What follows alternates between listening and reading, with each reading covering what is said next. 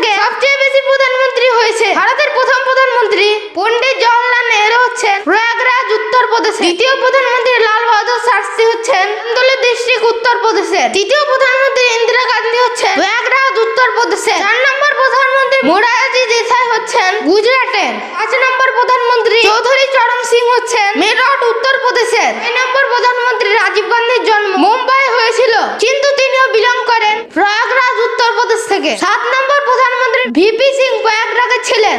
8 নম্বর প্রধানমন্ত্রী চন্দ্রশেখর সিং ছিলেন বালিয়া উত্তর প্রদেশের। 9 নম্বর প্রধানমন্ত্রী পিভি নরসিংহ রাও ছিলেন তেলেঙ্গানা। 10 নম্বর প্রধানমন্ত্রী অটল বিহারী বাজপেয়ী ছিলেন মধ্যপ্রদেশের গোয়ালিয়র। 11 নম্বর প্রধানমন্ত্রী এইচ.ডি. দেবগড়াজি ছিলেন কর্ণাটকের। 12 নম্বর প্রধানমন্ত্রী ইন্দর কুমার গুজরাটের। জন্ম তো পাকিস্তানে হয়েছিল, কিন্তু তিনি পাঞ্জাবে জলন্ধরে ছিলেন। 13 নম্বর প্রধানমন্ত্রী মনমোহন সিং এর জন্ম পাকিস্তানে হয়েছিল, কিন্তু তিনি লোকসভায় জিতেন আসাম থেকে।